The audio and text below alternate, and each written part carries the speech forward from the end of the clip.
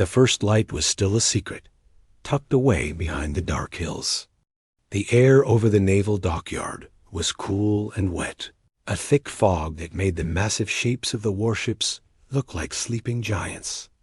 It was the quiet hour, just before the change of the guard, when the night watch was tired and the day watch wasn't quite awake. Commander Rains was in his office, drinking bitter, black coffee from a chipped mug. He liked this time. It was orderly, predictable. Then, a sharp, insistent beeping broke the silence from his computer screen. A red line flashed on a map of the perimeter zone Delta, near Dry Dock 3. An intrusion. He was on his feet in a second, his boots hitting the polished floor with a purpose. His mind ran through the possibilities. A protester, a drunk sailor, maybe a spy. By the time he reached the security truck, 2 other guards were already there, their faces serious. The drive through the maze of warehouses and pipelines was quick and quiet. The fog swallowed the sound of their engine.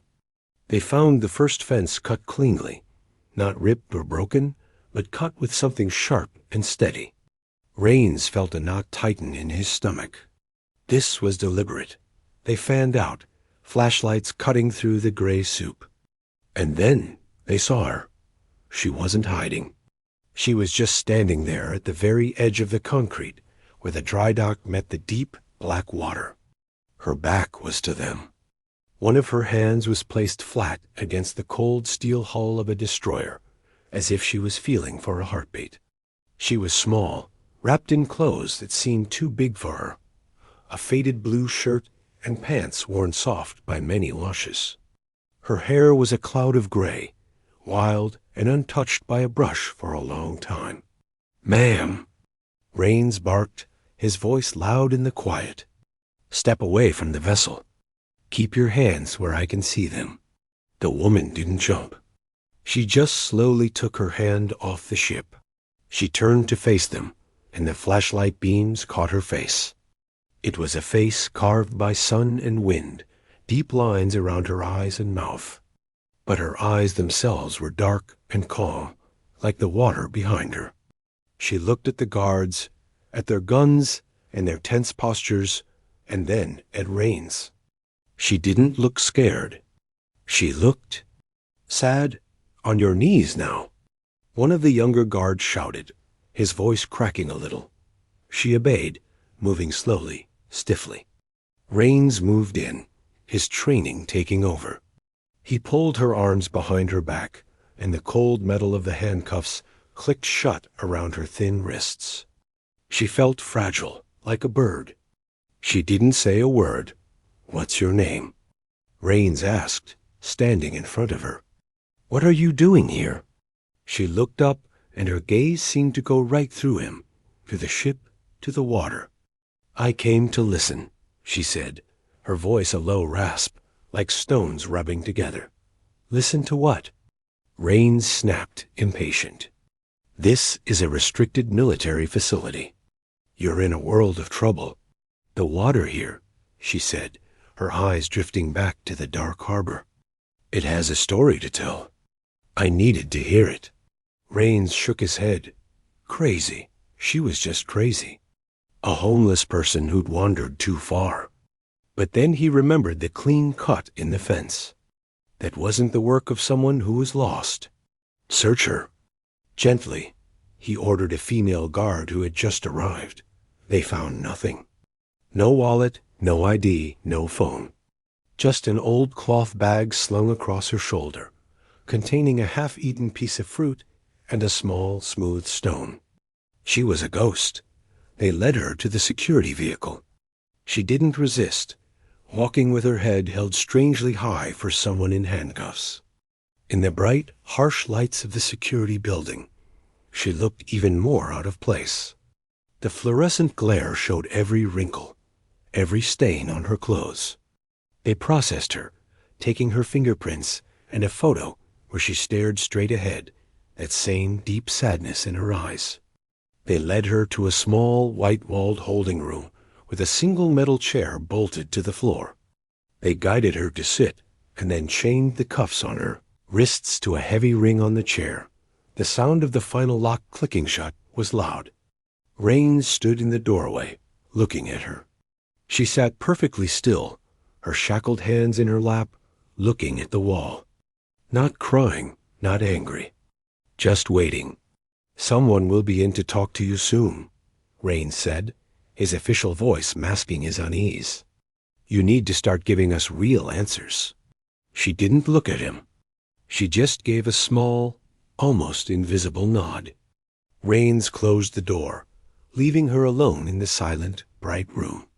He walked back to his office, the image of her calm face stuck in his mind.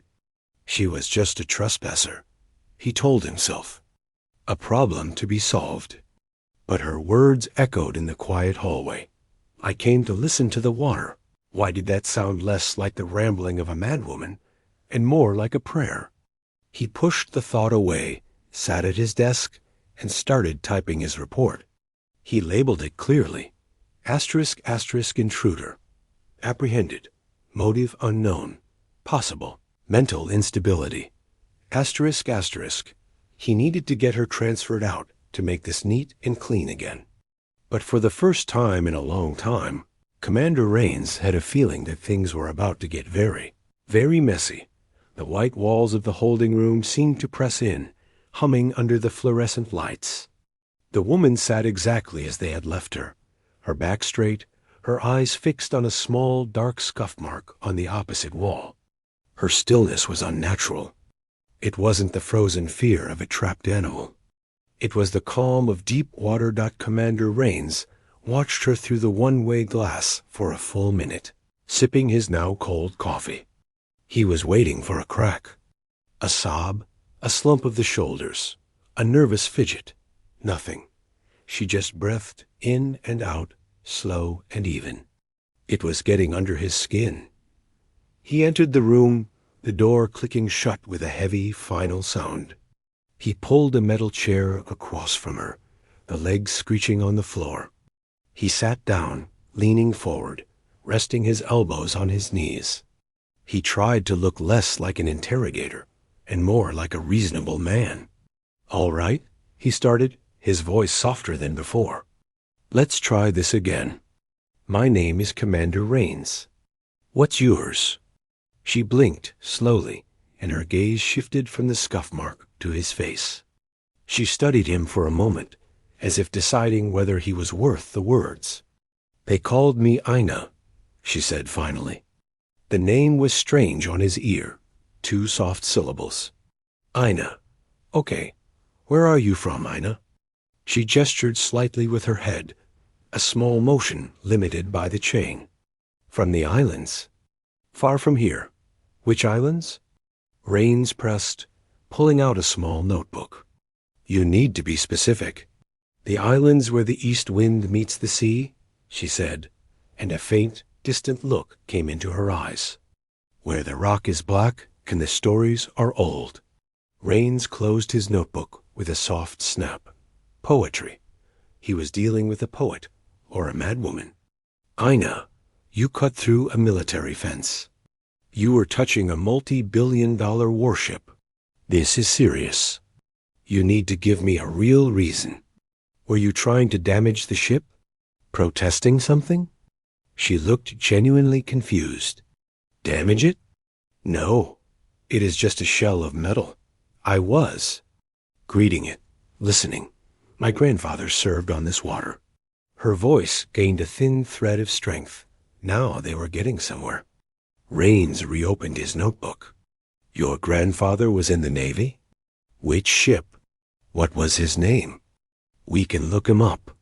"Not in your Navy," she said, and there was a hint of pride there, a tiny spark.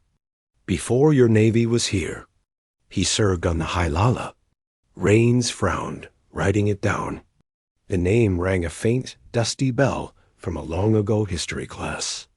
Wasn't that some old supply ship, a rust bucket crewed by locals during the Second World War? A footnote. "The Hylala," he repeated. "That was a long time ago. Decommissioned." "It sank," she corrected him quietly. "With good men inside." My grandfather was one of them. I'm sorry for your loss, Rain said, the automatic response of an official. But that doesn't explain why you're here now, in the middle of the night, breaking the law. She took a deep breath, as if gathering something from deep within herself. It is my right to be here. My duty, I am the last one, the last of my family from my grandfather's line. He is in this water. His spirit has no rest. I came to speak to him, to finish the story. Rains leaned back, the chair creaking. He rubbed his temples. This was spiraling into folklore. You're right? Ina, this is a United States naval base. You don't have a right to break in because your grandfather died nearby 70 years ago. You do not understand, she said, and for the first time, he heard a flicker of frustration in her voice. It is not just about a death. It is about a promise. A debt? My family is. We are Ali, chiefs from our island. When my grandfather joined that ship, there was a promise made to our family. A promise of honor. That promise is unfulfilled. It lies here, in this water, with him. Chiefs. Rains looked at the woman in front of him, the worn clothes, the tangled hair, the hands rough and lined. She didn't look like a chief. She looked like someone who slept on beaches and begged for food. He felt a wave of sympathy, but it was drowned by practicality. She was clearly delusional, building a fantasy of grandeur to make sense of a hard life. Ina, he said, his voice firm, final. I hear what you're saying, but you have no identification. You have no proof of any of this. The Hailala is a historical record. You could be anyone. You could have read about it and made up a story. She stared at him, and the sadness in her eyes deepened into something heavier, a profound disappointment. She didn't argue. She just shut down, her gaze returning to the scuff mark on the wall, retreating into a place he could not reach. Rain stood up. He had his answer. Not a spy, not a terrorist. Just a lost, confused soul with a head full of stories. A mental health case. The safest, cleanest thing was to hand her over to the civilian authorities. Let them sort it out. Someone will bring you some water, he said, his tone now bureaucratic, detached. We'll be processing you for transfer. He walked out, leaving her once more in the humming silence. Back at his desk, he updated his report. *** subject claims descent from local island nobility and cites familial connection to historical vessel Hilala. Claims unsubstantiated. Assessment. Economic trespasser likely suffering from psychological episode or fabrication. Recommend transfer to county custody for evaluation. ***, he typed the words. But the image of her face, that moment of proud defiance when she said the word Ali, stuck with him. He shook it off. He had a base to secure. He couldn't get tangled in the fairy tales of a wandering woman. He sent the report up the chain and tried to forget the deep, still water in her eyes. The morning shift had begun. Sounds of trucks and distant shouted orders drifted into the security building, but the holding room remained a quiet, bright island. The woman Ina hadn't moved. She hadn't asked for anything.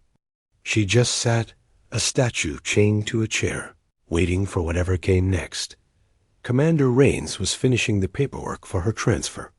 He felt a nagging sense of unfinished business, but he pushed it down. Procedure was procedure. A female guard, younger with a kind face, entered the holding room with a paper cup of water and a simple sandwich wrapped in plastic. Here, the guard said, her voice gentle. You should try to eat something. Ina looked at the offering and gave a small, polite nod of thanks. As she reached for the cup, her movements stiff from being in one position for so long, the oversized shirt she wore pulled tight across her back. The guard, setting the sandwich down on a small table, happened to glance at the woman's lower back where the shirt had ridden up. She froze for a second. There, just above the waistline of the worn pants, was a glimpse of dark, intricate lines against the skin. It wasn't a blur or a smudge. It was deliberate, patterned, like part of a beautiful and complicated web. The guard's eyes widened. She had seen tattoos before, of course. Every sailor had them. Eagles, ships, names of loved ones. But this was different. This looked old. And it didn't look like anything you'd get in a shop on the main street. "I'm sorry," the guard said softly, her professionalism mixing with curiosity. "Ma'am, I need to complete a pat-down for the transfer." "It's just routine." Ina understood. She set the water cup down carefully and stood up as best she could, with her wrists still chained to the chair, turning to give the guard access. The guard's hands were respectful but thorough. As she checked, the full extent of the design became clearer. It wasn't a small tattoo on the shoulder or ankle. It was large, covering the skin from the base of her spine outwards in a symmetrical pattern of curves, lines, and shapes that resembled waves, fronds, and intricate geometry. "Commander?" The guard called out, unable to keep the surprise from her voice. Rains, hearing the tone, walked to the doorway. "What is it?" "Sir, she has a significant tattoo on her back. It's unlike anything I've seen." Rains walked into the room. He saw the guard's expression, a mix of awe and confusion. "A tattoo?" he said, his voice flat. "Half the people on this base have tattoos. This is different, sir. You should look." Rains felt a flicker of irritation. This was a distraction, but the guard's reaction was genuine. He sighed. "All right. Ma'am, I need to see this for the security report." Ina turned her head to look at him over her shoulder. Her expression was unreadable, a mask of patience worn thin. For a long moment, she said nothing. Then, with a dignity that made the stark room feel suddenly small, she gave a single slow nod. She turned her body slightly, offering a clearer view. "May I?" the guard asked, her fingers near the hem of the shirt. Ina nodded again. The guard carefully lifted the back of the shirt, just enough to reveal the marking fully. Rains's breath caught in his throat. This was no anchor or heart with a banner. This was a vast, stunning work of art etched into her skin. The lines were thick and black, some filled with solid ink, others made of precise, tiny dots. They flowed across her skin like a living map, forming patterns that were both fierce and graceful. It covered the entire lower part of her back, a masterpiece of dark ink on warm brown skin. It was clearly very old. The ink had that settled, blue-green depth that comes with decades, not years. The skin around it was wrinkled with age, but the design itself was powerful, undeniable. For a second, Rains was just a man looking at something beautiful and ancient. Then the commander in him took over. His mind raced. Gang markings? Some kind of cult symbol? It was too organized, too careful for that. "What is that?" he asked, his voice quieter than he intended. "What does it mean?" Ina let her shirt fall back into place and slowly turned to face him. She did not answer. "Who did that to you?" Rains pressed, taking a step closer. "Is it some kind of group you belong to?" A faint, sad smile touched her lips, the first he had seen. It held no happiness. "It is not done to you," she said, correcting him gently, as if speaking to a child. "You receive it. It is a Malu. It is a story. My story, my family's story. It is written on the skin, so it is never lost, even if the paper burns or the words are forgotten." Her words sounded like more of her poetry, but now they were attached to this physical, shocking proof. Rains was thrown off balance. This wasn't the tattoo of a wanderer. This was the kind of thing you saw in National Geographic magazines. "I need a picture of it for the file," he said, his tone returning to bureaucratic bluntness. He needed to document it, to turn this strange art back into data. The guard looked at Ina, asking for permission with her eyes. Ina stared at Rains, and in that stare, he saw a challenge. She was seeing if he would take it by force. He held her gaze, not backing down. After a tense silence, she turned around again, presenting her back. The guard took a digital camera from the wall. The flash was bright, harsh, bleaching the beautiful design for a second into a stark black-and-white ghost on the screen. The click of the shutter was a cold, modern sound in the room. When it was done, Ina sat back down without a word, her movement heavy with a tiredness that went beyond the body. The act of revealing the tattoo, of having it photographed like a curiosity, seemed to have cost her something.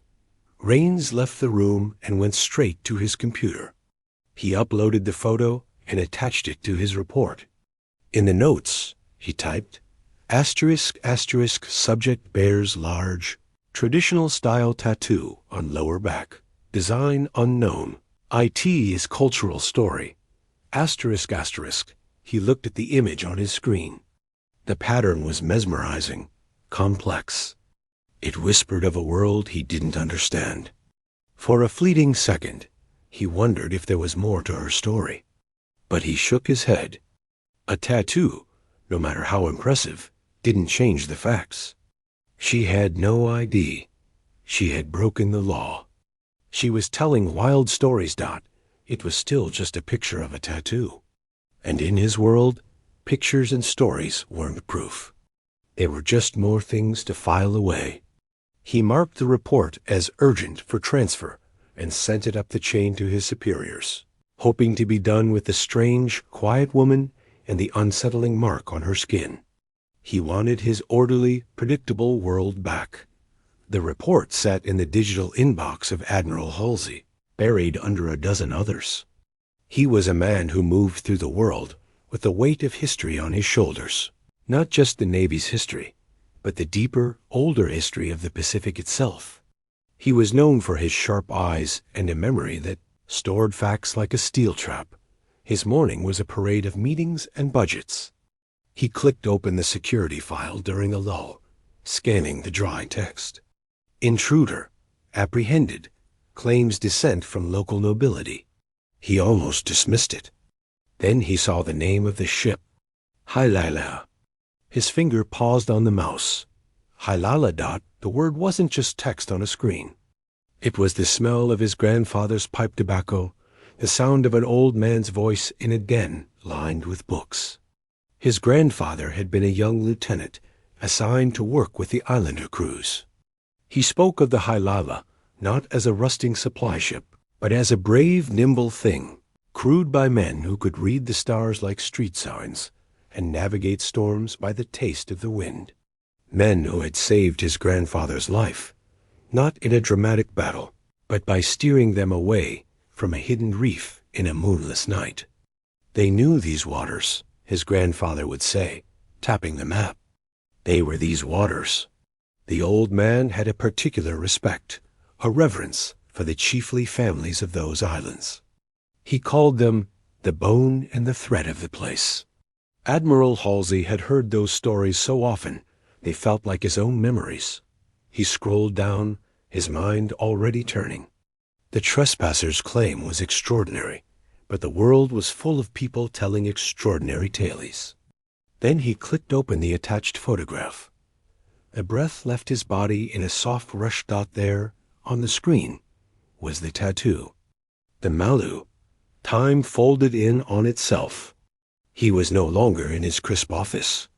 He was 25 years old again, a junior officer on a goodwill tour.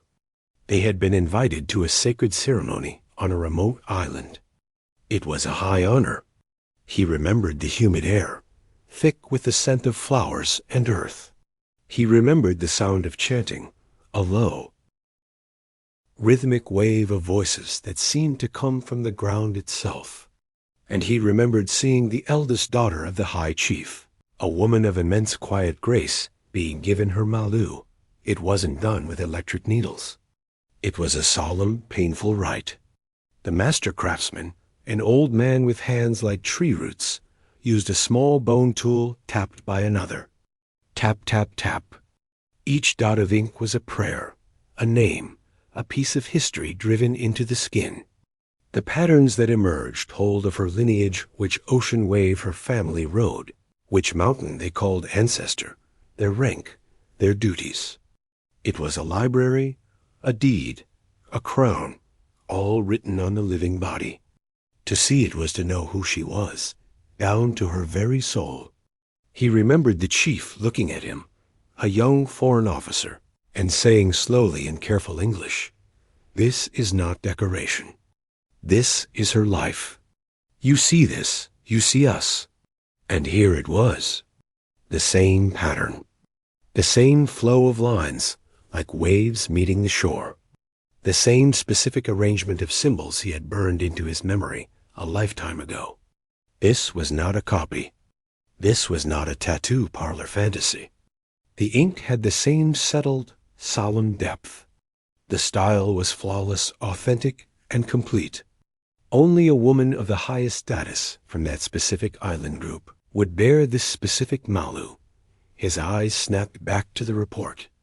The commander's assessment. Asterisk, asterisk, claims unsubstantiated. Likely fabrication. Recommend transfer. Asterisk, asterisk, a cold, hard anger, rare for him, tightened in his chest. They had her in chains.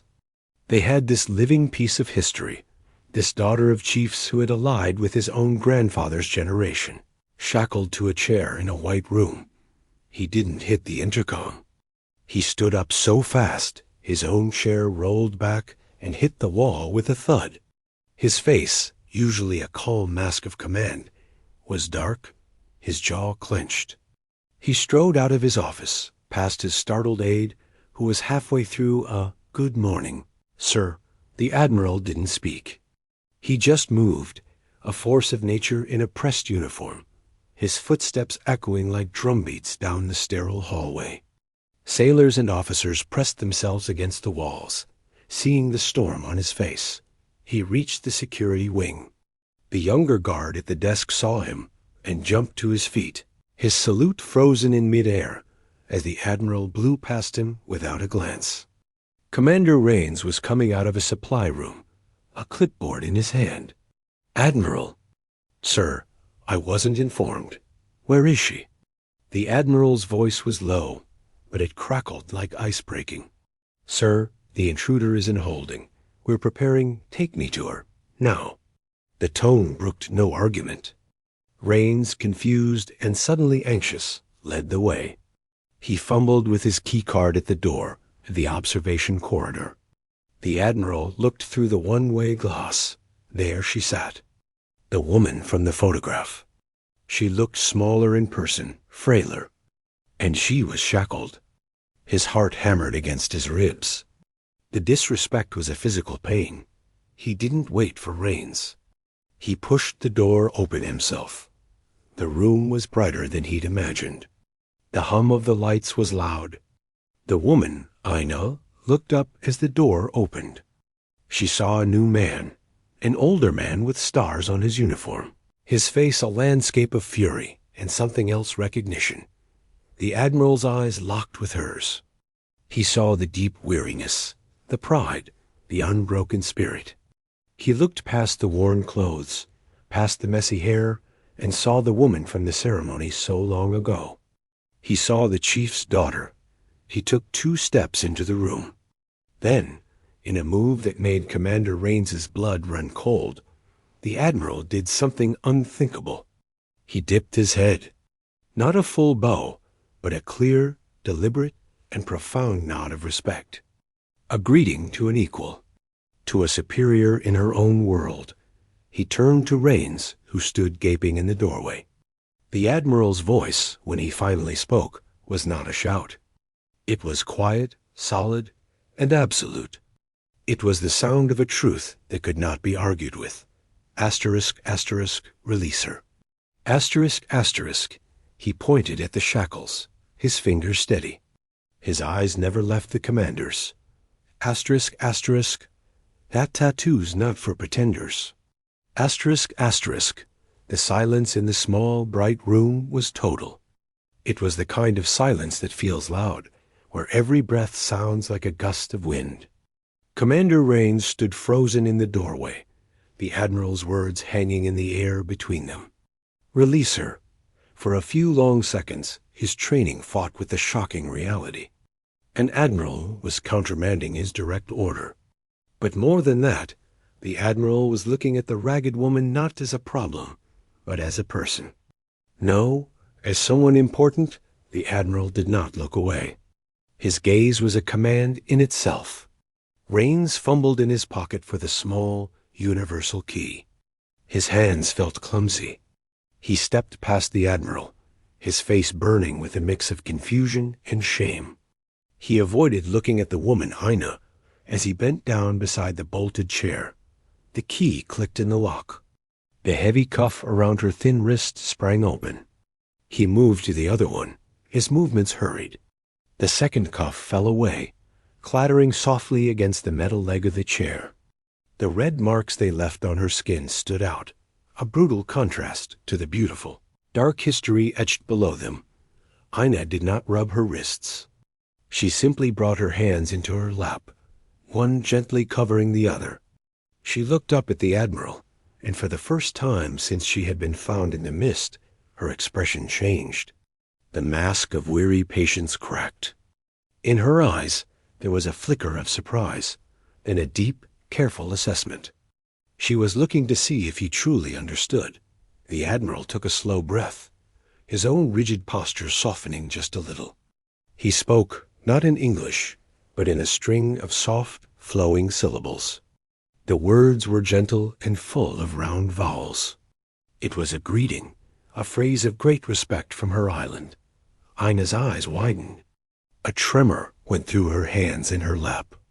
Then she replied. Her voice, when she spoke her own language, was different. It was stronger, clearer, like a stream finding its old bed after a long drought. It was only a few words, but they changed the entire room. The Admiral nodded, a look of profound gravity on his face. He turned to Rains, whose confusion was now complete. Commander, you will escort us to my office. Then you will call the Cultural Liaison Office. Ask for the Elder. Tell him it is urgent. Tell him. The Admiral glanced at Ina. Tell him a daughter of the Halali is here. The walk through the security wing was surreal. Rains led. The Admiral walked beside Ina, not touching her, but his presence a clear shield. Sailors stopped and stared, seeing the wild-haired woman who had been a prisoner now walking with their Admiral. Whispers trailed behind them like wakes behind a ship dock in the Admiral's office. Things were different. It was not a sterile space.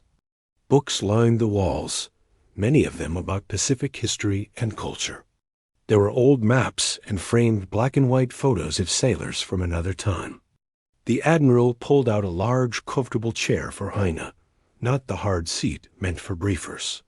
He asked his aide to bring tea, not coffee. They waited. Ina sat, her eyes moving over the books, the photos. She was still, but it was a different stillness now.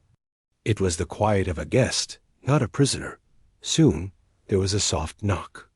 An elderly man entered. His hair was white and close-cropped, his face a map of kind lines. He wore a simple patterned shirt. This was the cultural advisor, a man deeply respected both in the Navy and in the island communities. His name was Kalani. Kalani's eyes went straight to Ina. He took her in her face, her posture, her spirit. He did not need to see the tattoo. He approached her slowly and spoke in their shared language. His voice was like warm stones. Ina answered, and as they spoke, the last of the tension left her shoulders. For the first time, she looked like she was not alone. The Admiral spoke quietly to Rains. Sit down, Commander. You need to hear this. Kalani turned to them, becoming the bridge. Her story is true, he said, his English precise. Her grandfather was a chief's son. He joined the High Lala to fight alongside the Americans. He was a navigator. When the ship was lost, the Navy made a promise to the family. A promise of recognition, of honor. It was a paper promise, but in our way, it was a bond. Over years, the paper was lost. The people who knew died. The promise was forgotten.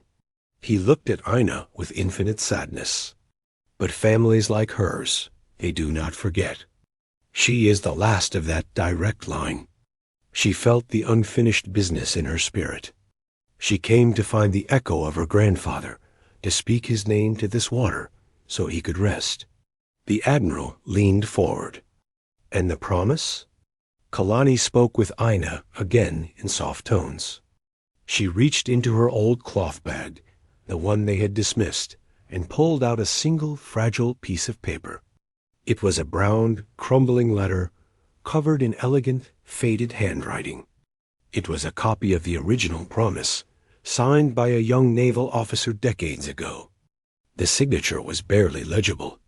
The Admiral took it with the care one would use to hold a butterfly. He did not need to read it all. He knew. "This will be honored," the Admiral said, his voice thick. He looked at Rains. "Not as a debt, as a matter of honor. Our honor." The day changed. Paperwork was torn up. New orders were written. Ina was not processed out. She was welcomed. Late in the afternoon, as the sun began to dip, painting the harbor in gold and orange, a small group walked to a quiet dock far from the dry docks and machinery. It was just the Admiral, Kalani, Ina, and a silent, humbled Commander Rains. The water lapped gently against the pilings. Ina stood at the very edge. She took the small, smooth stone from her bag, the one they had thought was nothing. She held it to her forehead, whispering words.